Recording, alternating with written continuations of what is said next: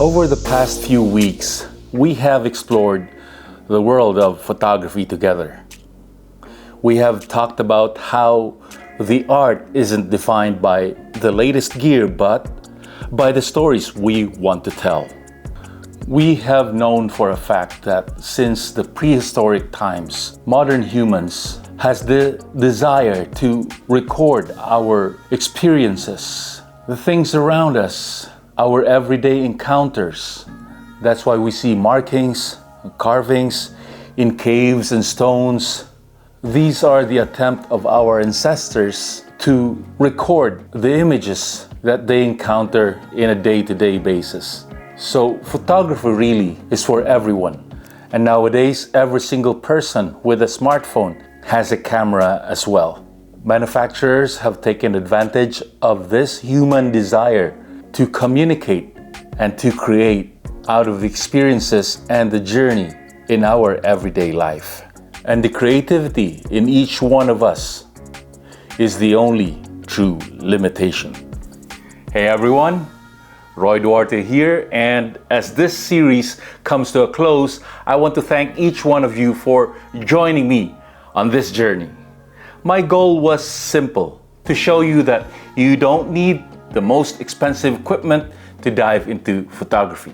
Now, before we completely wrap up, I want to do a recap of the upgrades that I showed you. I showed you in the video that my very first camera was this Nikon D3400, which I got for $350, an open box of Facebook Marketplace. And it came with the kit lens, which is an AFP 18 to 55 millimeters. And I even showed you that even with this mediocre camera and lens combo, we can still take really good pictures.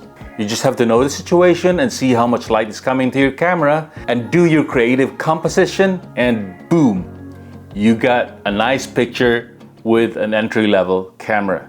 And the upgrades that I showed you were mostly lenses, because with a camera like this, there's nothing that you can do about the size of the sensor or even the performance of this camera. All you can do to take really good pictures is to use good glass. So the first upgrade I showed you was this walk-around lens from Sigma. It's a super zoom 18 to 250 millimeters. So definitely you get way more coverage with this lens compared to the kit lens, which is only 18 to 55 millimeters. And I got this for $150, if I remember right, of Facebook Marketplace. And after that, I showed you my telephoto lens, which is very good for wildlife photography. And because of the crop sensor camera body, I now have an effective focal length of 750 millimeters instead of just 500. I got this for $350. You got it right, of Facebook Marketplace. Then after that, I showed you my 50 to 150 millimeter f2.8. This is equivalent to 70 to 200 on a full frame. The thing I like about this is that it's got internal zoom, so it doesn't extend in length. Unlike this one here, when your camera is pointed downwards, it will extend by itself without you touching it. And these two lenses I haven't showed you yet. This one is the 17 to 50 millimeters, and it is equivalent to a 24 to 70 on a full frame. One of the standard zooms used for portrait photography. This one is the 10 to 20 millimeter f3.5, also a constant aperture lens. So I use this for astrophotography. I can use these longer focal lengths for landscape shots, but with astrophotography, you gotta be as wide as possible to be able to photograph the Milky Way. So like I said, most upgrades for an entry-level camera would be lenses, because it is the glass that you have that will give you better quality pictures. Now, before we wrap up completely, I have these few upgrades that I promised I'd share with you. These aren't about luxury, they are small but meaningful improvements that can elevate your experience without breaking the bank. This Nikon D3400 doesn't have a flippy screen. And you've seen me take pictures of wildlife and whatnot that I have to crouch down, and sometimes I have to be on my belly on the ground just to be able to take a peek at the LCD screen.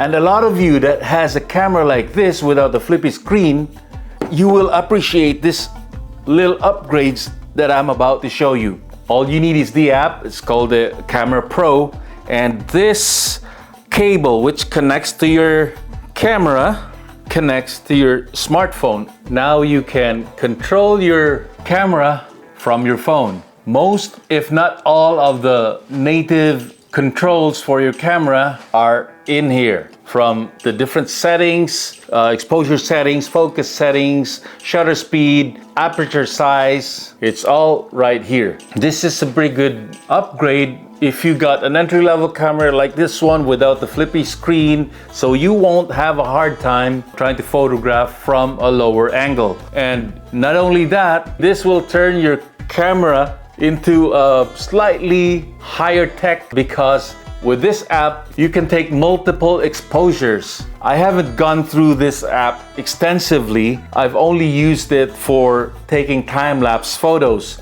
And with regards to bracketing, I'm not too sure about that, because I would have to worry, because I have the Nikon D5300 that I can use if I want bracketed exposures. I'll put the link in the description so you can check them out. Yeah, it's a pretty decent app and pretty decent setup, and I'm hoping it is useful to you as it is to me. So with this system and this 10 to 20 millimeter f3.5, I now have a pretty good astrophotography setup. And of course, in the future, especially when the skies are clear, we'll go out on a nighttime adventure to photograph the Milky Way. And I have tried taking a time lapse of the Milky Way, of the night sky before, with this lens, but it just wasn't wide enough. This lens is perfect for that. But here's the thing, upgrades or not, your next step is what matters most. So grab what you have, head outside, and start shooting. Share your work, experiment, and don't be afraid to make mistakes.